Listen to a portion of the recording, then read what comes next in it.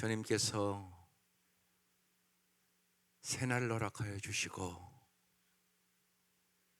우리에게 이 아침도 은혜와 진리로 충만하게 채워주시고 계심을 감사드립니다. 날마다 우리에게 지혜를 주시고 날마다 우리에게 능력을 주시고 날마다 우리에게 하나님의 은혜와 사랑을 부어주시기를 원하시는 주님, 이 아침도 우리에게 성령의 충만함을 허락하여 주셔서 날마다 성령의 능력으로 살아가는 법을 배우게 하여 주옵소서. 이 아침도 우리의 눈을 열어 주의 법의 기이함을 보게 하여 주시고 날마다 우리의 생각을 새롭게 하옵소서. 예수님 이름으로 기도드립니다. 아멘.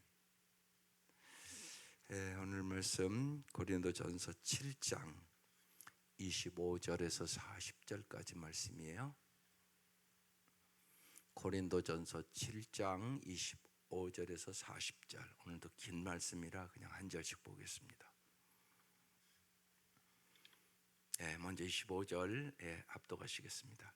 처녀에 대하여는 내가 주께 받은 계명이 없으되 주의 자비하심을 받아서 충성스러운 자가 된 내가 의견을 말하노니 그랬습니다. 오늘 말씀은 특별히 바울이 이제 재난과 종말이 다가오고 있는 시점에서 사도 바울도 그렇게 생각했어요. 곧 주님이 올 것이라고 생각을 한 거예요. 그래서 세상에 썩어진 일시적인 그 관계에 얽매이기보다 주님을 향한 아주 순전하고 흐트러짐이 없는 마음으로 영원을 준비해야 된다. 그래서 오늘 제목이 흐트러짐 없는 마음으로 주님을 섬겨라.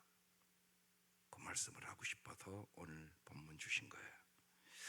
먼저 우리가 생각해 봐야 될 것이 결혼에 대해서 여러분이 잘 주님의 그림을 잘 그리고 있어야 돼요. 결혼은 하나님이 주신 선물이에요. 결혼제도 누가 만들었어요? 하나님이 만드셨어요. 결혼은 왜 하세요? 여러분 결혼을 왜 하세요?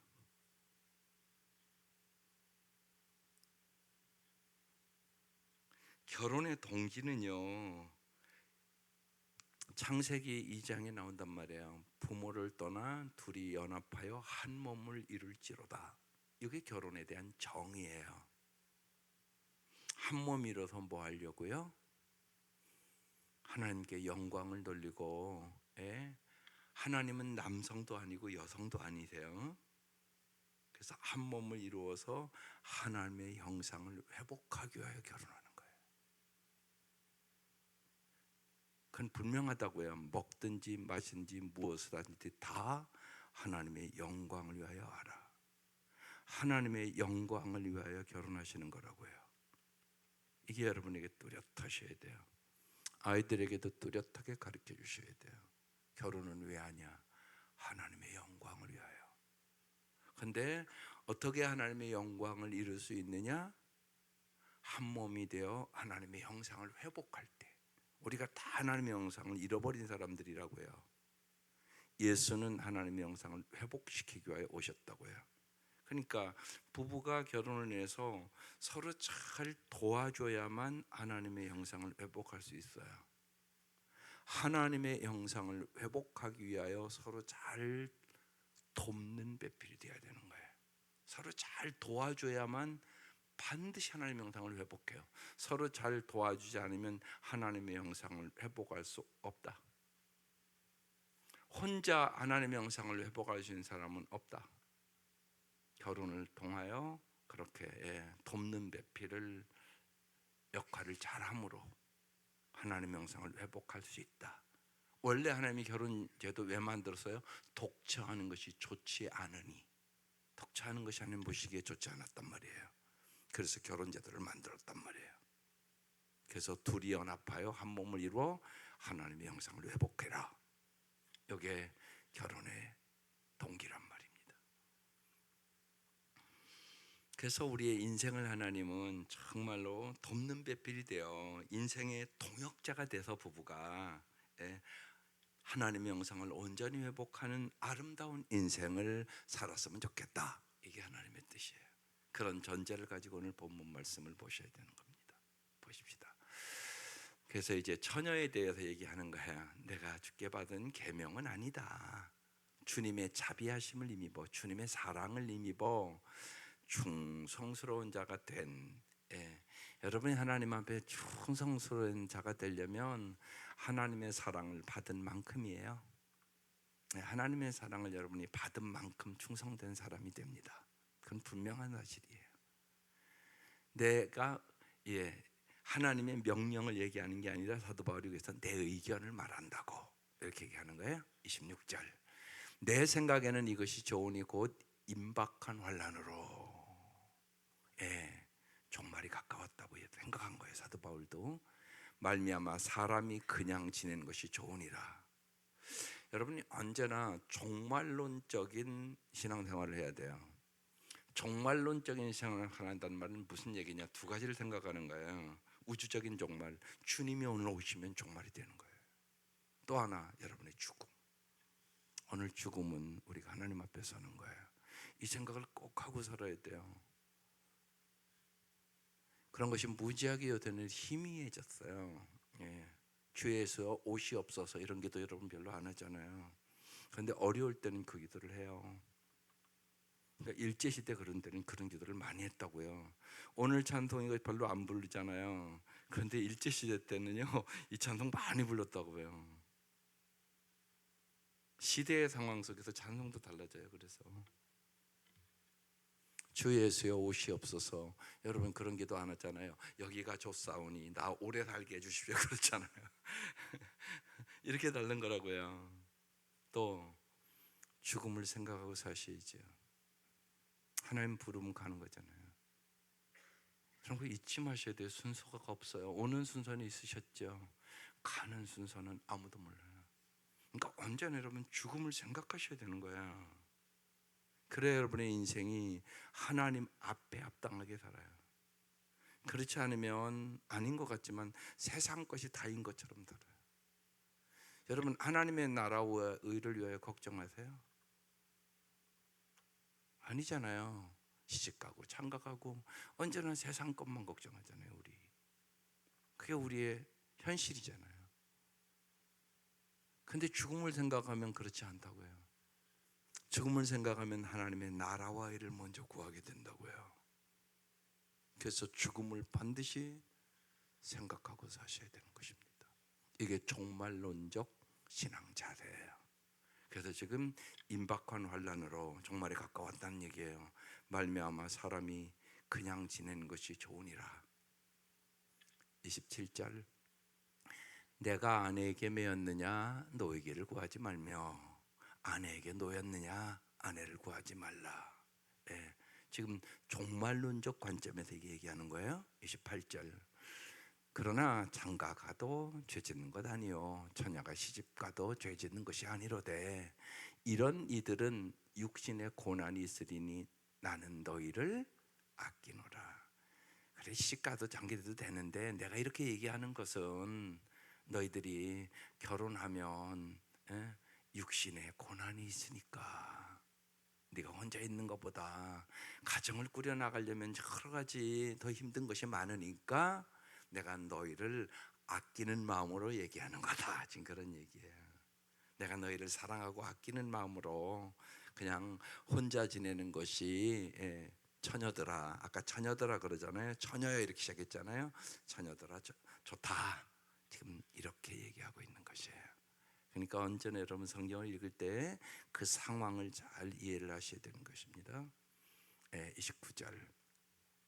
형제들아 내가 이 말을 하노니 그때가 단축하여 증거로 종말이 가까웠으므로 이후부터 안에 있는 자들은 없는 것 같이 하며 30절. 우는 자들은 울지 않는 자 같이 하며 기쁜 자들은 기쁘지 않은 자 같이 하며 매매하는 자들은 없는 자 같이 하며 31절. 세상 물건을 쓰는 자들은 다 쓰지 못하는 자 같이 하라. 이 세상의 외형은 지나감이니라. 세상 것에 너무 얽매여 살지 말라, 그런 얘기예요. 세상 것은 다 지나가는 것이라는 거예요. 주님은 우리에게 세상 것을 사랑하지 말라고 말씀해요. 근데 우리는 세상 것을 사랑하잖아요. 세상의 것은 뭐라고요? 육신의 정욕과 안목의 정욕과 이생의 자랑의 것이라. 이런 것들에겐 하나님의 사랑이 거하지 아니하니라. 요한일서에 그렇게 써 있단 말이에요. 그래서 세상 것보다 하나님을 더 사랑해야 된단 말이에요. 왜? 이 세상의 외형은 지나갑니다. 근데 우리는 눈에 보이는 세상 것이 다인 것처럼 신앙생활을 한단 말이에요. 이것이 염려돼서 오늘 이 말씀하는 거예요. 여러분은 정말 진짜 세상 것을 더 사모합니까? 천국을 더 사모하십니까? 여러분 가슴에 손을 얹고 진짜 물어보세요. 세상 것 더 사모하지 않으세요? 그러면 천국을 믿는다는 것은 사실은 거짓말이에요. 아니, 좋은 천국을 믿는다고 얘기하면서 여기가 좋사오니고라고 살으니. 그래서 여러분 기도하는 거예요. 성령께서 여러분에게 진짜 가르쳐 주지 않으면 다 입술로는 천국 믿는다고 말하죠. 근데 삶을 보면 안 믿는 것처럼 살아간다고요. 그런 사람은 죽음 딱 다치면 이제 죽음 못 이겨요. 이 세상이 다였으니까. 그래서 이렇게 얘기하는 거예요. 당신이 우상 숭배하느냐 안 숭배하느냐 그거 어떻게 분별하는 줄 아세요? 세상 것이 무너졌을 때 나는 살 수 없을 것 같다. 그러면 당신은 우상 숭배한 사람이에요. 안 그럴 것 같아도 그렇단 말이에요. 남편 죽으면 못 살 것 같다고 하는 여자들이 많고요. 세상에 심지어는 돈만 잃어버려도 못 살 것 같다고 심지어는 돈 잃어버리고 자살하는 사람도 있잖아요. 또 자식이 우상인 것은 말할 것도 없어요. 대부분 여러분 자식을 일찍 보낸 사람들은요 다 한결같이 죽고 싶다고 그래요. 내가 살고 싶은 마음이 없다고. 그럼 그 자식이 우상이에요. 그러니까 잘 우리의 마음을 보면 성령의 역사가 없이는 우리는 우상을 숭배하며 살아요. 아니라고 그러지만 여러분의 마음에 하나님보다 더 좋아하고 사랑하는 것이 있단 말이에요. 그래서 기도하는 것이라고요. 근데 우상 숭배는 우리의 인생을 무너뜨리는 거야. 그게 무너졌을 때, 내가 가장 좋아하고 사랑하는 것이 무너졌을 때 내 인생이 송두리째 무너져 버리니까요. 그래서 주님은 우리를 사랑하기 때문에 우상 숭배하지 말라는 거야. 영원한 것은 하나님이다. 하나님이 진짜 여러분의 영원한 남편이다. 자식 내가 너희들에게 선물로 준 거야. 그런데 왜 네 것처럼 사냐? 저는 그렇게 얘기하는 거예요. 선물이잖아요. 다 내가 만든 거 아니잖아요. 주님이 주신 거잖아요. 근데 다 우리의 마음속에 내 것처럼 살아가거든요. 그건 내 거 아니잖아요. 하나님이 선물로 주신 것이란 말이에요. 모든 것이. 이런 것들을 깊이 확신하고 참된 정말 금보다 귀한 믿음을 주시는 분이 성령님이세요. 그래서 우리가 성령이 충만해야 이 말씀이 내 말씀이 되는 거예요. 그렇지 않고는 그냥 지식만으로 이렇게 갖고 있다가 어려운 일 만나면 못 이기는 거야. 그리고 어려움을 만났을 때 가장 확실하게 나타나는 것은 내가 진짜 우상 숭배를 했나 안 했나가 확 드러나는 거예요. 평범할 때는 몰라요. 편안할 때는 몰라요. 내가 우상 숭배 한다고 생각하는 사람 거의 없어요. 근데 사실은 많은 분들이 우상 숭배를 한단 말이에요. 마음에 우상이 있단 말이에요. 그래서 이 세상의 외형은 다 지나가는 거다. 세상에 썩어질 것을, 눈에 보이는 것을 의지하지 말라. 이렇게 말씀하고 있는 거예요. 32절.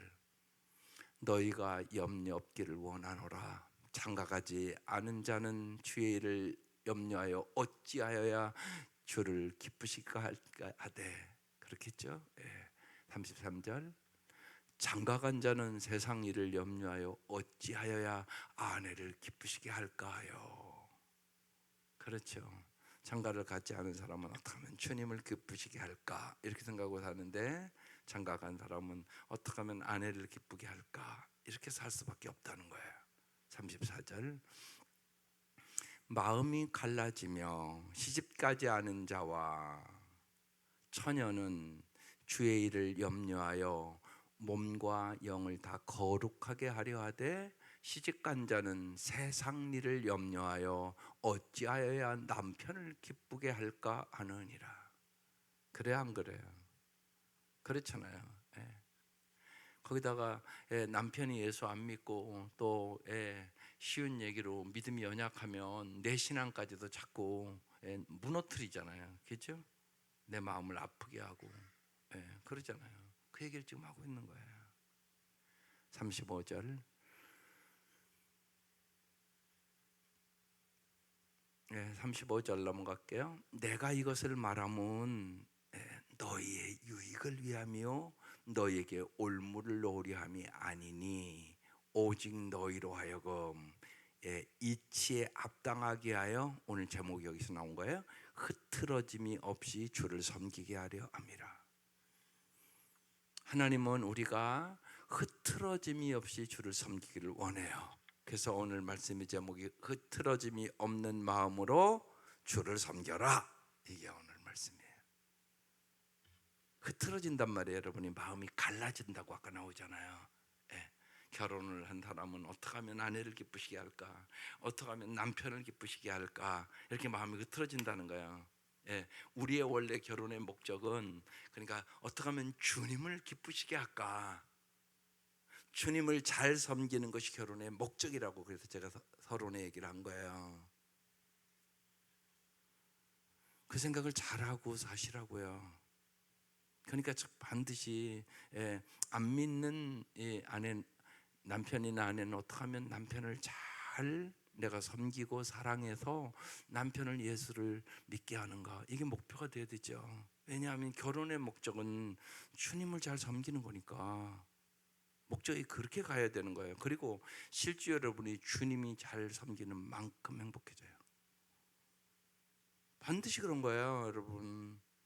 하나님이 여러분을, 결혼의 목적이 거기에 있는 거라고요. 근데 실제로 여러분, 주님을 잘 섬긴다는 것은 주님의 말씀대로 살아가는 거예요. 사랑하고 살아가는 거, 섬기며 살아가는 거, 서로 이해하고 살아가는 거, 서로 긍휼히 여기며 살아가는 거, 주님이 다 그렇게 말씀하시잖아요. 그 말씀대로 살면 행복은 결과로 오는 거예요. 그러니까 언제나 먼저 어떻게 하면 우리 부부가 날이 갈수록 주님을 더 잘 섬길 수 있을까, 여기에 초점을 맞추면 하나님은 행복을 선물로 주시는 거라고요. 행복은 여러분이 만드는 게 아니에요. 하나님이 선물로 주시는 거라고요. 그래서 흐트러짐이 없이 주를 섬기게 하려 함이라. 이 말씀이 오늘 핵심적인 말씀이에요. 그러니까 이미 결혼을 한 사람들은 서로 우리가 어떻게 잘 도와서 하나님을 잘 섬길 수 있을까, 이 생각을 가지고 잘 살아가는 거고요. 결혼하지 않은 사람은 지금 사도 바울이 지금 종말이 가까우니까 혼자 잘 하는 그 섬기는 것이 더 쉽지 않겠냐? 결혼하면 내가 어떻게 하면 남편을 기쁘게 할까, 어떻게 하면 아내를 기쁘게 할까, 그렇게 생각하지 않고 살 수는 없다고, 이 얘기를 하는 거예요. 지금 이해가 되셨죠? 그래서 흐트러짐 없이 주를 섬기게 하려고 내가 이 말을 하는 거다, 그렇게 얘기하고 있습니다. 그러니까 서로 잘 정말 돕는 배필로서 하나님의 뜻을 이루고 하나님의 말씀대로 살아감으로 정말로 하나님께 영광을 돌리고 풍성한 삶을 살게 하기 위하여 내가 너희들을 아끼는 마음으로 이 말하고 있는 거다. 사도 바울이 지금 그렇게 얘기하고 있는 거예요. 미국의 사실 링컨 대통령보다 더 존경받는 분이 마틴 루터 킹 목사라는 분이세요. 잘 아는 대로 그분은 흑인 해방 운동을 한 거죠. 그래서 마틴 루터 킹의 그 운동 때문에 어떻게 보면 정말 미국에도 흑인이 대통령이 되는 그 기적적인 역사가 이루어진 거거든요. 근데 마틴 루터 킹이 그렇게 될 수 있었던 것은 그의 아내의 역할이었어요. 흑인 운동이 막 시작될 때 마틴 루터 킹은 그 흑인 해방 운동에 들어가지 않으려고 생각하고 있었어요. 근데 그 아내가 어느 날 그런 거예요. 당신이 저 해방 운동에 들어가지 않으면 당신은 평생 비겁한 목사가 되는 거라고. 비겁하게 평생을 살겠냐고. 아내가 그렇게 얘기합니다. 그 아내의 말에 그 남편이 큰 충격을 받아요. 그리고 그의 마음을 바꿉니다. 마틴 루터 킹이 가장 그러니까 존경했던 사람의 하나가 간디였어요. 간디. 근데 그런 여러분 사고를 갖고 그랬던 이유 중에 하나가 아내의 역할이었습니다. 그래서 무폭력으로 이제 인권 운동을 시작한 거예요. 그래서 끝까지 결국은 그러니까 다른 사람의 그 총에 순교하듯이 죽거든요. 그렇게 시작이 돼서 흑인과 백인의 뭐 말할 수 없는 뭐 버스도 흑인 자리 따로 있고 백인 자리 따로 있고 그 시대에 흑인을 사람 취급도 안 했으니까요. 그것을 무너뜨리는 그런 역사가 일어나는 거예요. 여러분 아내의 역할은 이렇게 중요한 역할입니다. 그래서 그것이 돕는 배필이라는 거예요. 바로 사람을 올바르게 하나님의 영상을 회복하도록 돕는 거 나 혼자 될 수 있는 일이 아니에요. 그래서 성경은 돕는 배필이라고. 정말 하나님 앞에 어떤 길이 바른 길인가를 여러분 정확하게 성경적으로 여러분이 알고 있어야 남편도 잘 인도할 수 있고 아내도 잘 인도할 수 있는 거예요. 여러분 자신이 올바른 기독교적인 가치관과 정신을 갖고 있지 않으면 나도 올바로 갈 수 없을 뿐만이 아니라 부부도 올바로 갈 수는 없어요. 근데 반드시 서로 도와주셔야 돼요. 혼자 완전하게 갈 수 있는 사람은 없다. 그걸 잊지 마셔야 돼요. 그래서 하나님은 돕는 배필로 만나게 하는 거예요. 서로. 그게 결혼의 정의라고요. 그래서 함께 도움으로 하나님의 동역자가 되어야 되는 거예요. 이게 부부의 삶이에요. 그러니까 안 믿는 남편이면 반드시 믿게 해야 되겠죠. 그리고 믿음이 연약한 남편이라면 잘 믿음을 갖도록 옆에서 도와줘야 되겠죠.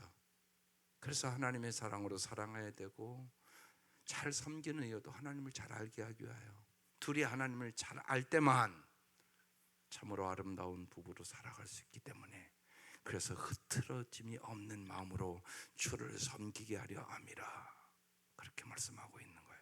오늘 이 말씀의 핵심 말씀입니다. 36절 그러므로 만일 누가 자기의 약혼녀에 대한 행동이 합당하지 못한 줄로 생각할 때 그 약혼녀의 혼기도 지나고 그같이 할 필요가 있거든 원하는 대로 하라. 그것은 죄 짓는 것이 아니니 그들로 결혼하게 하라. 결혼을 원하는 사람은 결혼하게 하라는 거예요. 37절 그러나 그가 마음을 정하고 또 부득이한 일도 없고 자기 뜻대로 할 권리가 있어서 그 약혼녀를 그대로 두기로 하여도 잘하는 것이니라. 38절 그러므로 결혼하는 자도 잘하거니와 결혼하지 아니하는 자는 더 잘하는 것이니라. 이게 지금 종말이 가까웠다고 생각하기 때문에 이렇게 말하고 있는 거예요. 39절 아내는 그 남편이 살아있는 동안에 매여 있다가 남편이 죽으면 자유로워 자기 뜻대로 시집갈 것이나 주 안에서만 알 것이니라. 여기 중요한 말씀은 이제 남편이 죽고 과부가 됐는데 재혼해도 된다는 얘기예요. 그런데 어떻게 하라고요? 주 안에서만. 여기 중요한 조건이에요. 반드시 믿는 자와 하라고 얘기하는 거예요. 이게 중요하다고요. 반드시 재혼해도 괜찮다. 그런데 주 안에서만 해야 된다. 반드시 믿는 자 안에서만 해야 된다. 여러분, 그래야 잘 주님을 섬길 수 있지. 언제 여러분 다시 재혼해서 사는 건데, 언제 안 믿는 남편이라면 그 사람을 다시 믿게 해서 살겠어요. 그래서 주 안에서만 할 것이니라. 예. 여러분 주위에 그래서 지금 이제 생각해 보세요. 90세 막 100세를 사는 시대잖아요. 그러니까 앞으로 예를 들면 재혼하는 분들이 많게 돼 있어요. 그때 꼭 여러분이 잘 인도하셔야 돼요. 주 안에서만 할 것이니라. 이게 중요한 일이란 말이에요. 반드시, 그러니까 결혼의 목적이 주님을 잘 섬기기 위하여 결혼하는 거라고요. 근데 여러분 생각해 보세요. 지금 이렇게 되면 안 믿는 남편과 사는 게 힘들어요, 안 힘들어요? 힘드시죠? 너무 힘드시죠? 너무 안 맞으니까 참 힘들거든요. 사람이 이렇게 살아가면서 서로 마음이 통한다는 건 참 축복이잖아요. 서로 마음이 소통되고, 같이 하나님을 잘 섬기고, 하나님의 그 사랑을 받아서 더 사랑하고 살고, 더 섬기고 살고, 그래야 또 이웃도 섬길 수 있는 거지. 둘이 살기도 버거워서 막 갈등과 어려움 속에 살면 무슨 이웃을 전도하겠어요. 나 사는 것도 지금 힘들어 죽겠는데. 그렇게 되는 거잖아요. 그래서 어제도 얘기했지만 꼭 자녀들이요, 믿는 자들과 결혼시키세요. 그렇지 않으면 평생 잘못하면 남편 하나도 구원을 못해요. 평생 그 기도만 하는 거예요. 남편 구원해달라고. 그러다가 인생이 어느 순간 끝내버린단 말이에요. 얼마나 안타까운 일들이에요. 둘이 잘 믿음을 가지고 하나님 앞에 영광을 돌며 살아가면 너무나 좋잖아요. 그래서 여기 남편이 죽으면 자유로워 자기 뜻대로 시집갈 것이나 주님 안에서만 믿는 자와 결혼하라고 얘기하는 거예요. 40절. 그러나 내 뜻에는 그냥 지내는 것이 더욱 복이 있으리로다. 나도 또한 하나님의 영을 받은 줄로 생각하노라 그랬어요. 금방 얘기한 것처럼 결혼하면 어떻게 하면 남편을 기쁘게 할까, 어떻게 하면 아내를 기쁘게 해야 될까, 이렇게 살아가야 되는 거니까 이제 종말이 가까웠는데 내 뜻에는 그냥 지내는 것이 더욱 복이 있으리로다. 그렇게 말씀하시면서 나도 또한 하나님의 영을 받은 줄로 생각하노라. 왜 요 얘기했겠어요? 그 시대에 여러 가지 쾌락주의자, 영지주의자, 금욕주의자, 그리고 가부장적인 사회제도가 있었기 때문에 부쩍 어려움이 많았단 말이에요. 그래서 내가 하는 말도 성령께서 받아서 하는 생각이라고. 그래서 나도 또한 하나님의 영을 받은 줄로 생각하노라. 이렇게 오늘 본문이 맞춰지는 거예요. 오늘 본문을 통하여 우리에게 주시는 두 가지 교훈. 첫 번째, 항상 종말 의식을 가지고 살아야 한다. 죽음은 도적같이 오는 것이에요. 도적이 언제 올지 아는 사람은 아무도 없어요. 그 생각을 잊지 마셔야 돼요. 여러분이 언제나 그래서 주님 안에서 살아가야 되는 것이에요. 주님 앞에서 살아가야 되는 것이에요. 하루하루를 잘 사세요. 내일은 내 날이 아닙니다. 오늘 하루 주님의 음성을 잘 들으세요. 많은 경우 주님의 음성이 아니라 내 생각대로, 내 계획대로, 내 고집대로, 내 신앙대로 살아가는 사람들이 너무 많은 것이에요. 그렇지 않습니다. 언제나 하나님 일하십니다. 하나님 오늘도 역사하십니다. 우리는 하나님의 도구에 불과한 거예요. 내가 일한다고 생각하지 마세요. 나는 아무것도 할 수 없습니다. 주님은 얘기하는 거예요. 나는 포도나무요 너희는 가지니 나를 떠나서는 너희가 아무것도 할 수 없다고 성경은 얘기하고 있어요. 주님만을 전적으로 의지하고 정말 주님을 잘 섬기는 것이 여러분의 인생의 목적이 될 수 있기를 바라요. 또 하나는요, 믿음이라는 것은 세세히 작은 일에도 우리가 믿음으로 서서 살아가야 되는 것이에요. 믿음으로 서서 살아간다는 얘기는 더 구체적으로 말씀드리면 예배의 생활화, 그리고 생활의 예배화예요. 언제나 예, 예배하는 삶을, 여러분이 무슨 일을 하든지 언제나 주님 앞에서 예배 드리는 것처럼 살아가야 되는 거예요. 또 여러분의 삶이 예배가 되어야 되는 거예요. 아, 내 삶이 하나님을 기쁘시게 하는 삶인가, 이 생각을 언제나 날마다 하고 사셔야 되는 거예요. 내일은 내 날이 아닙니다. 오늘만이 내 날이에요.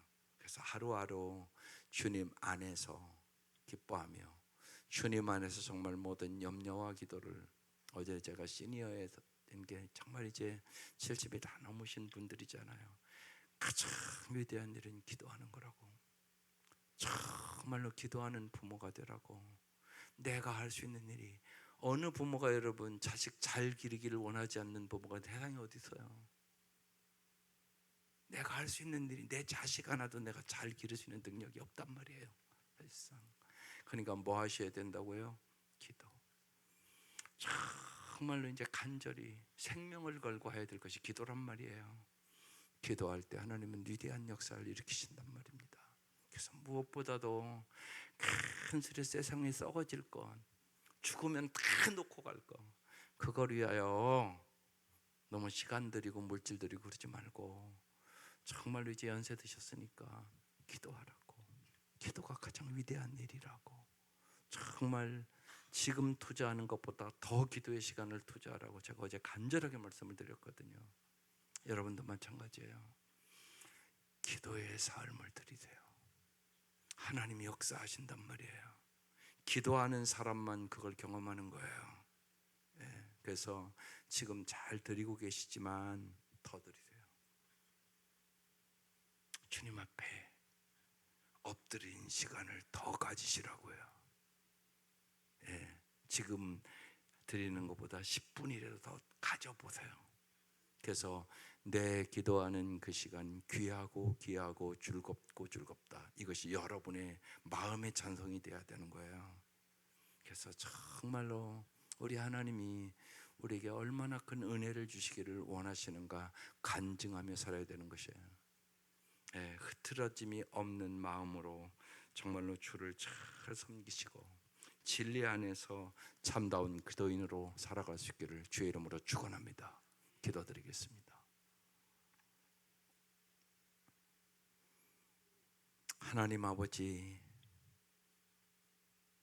요동치는 세상 속에서 저희들이 진실로 흐트러짐이 없는 마음으로 주를 섬기게 하여 주옵소서.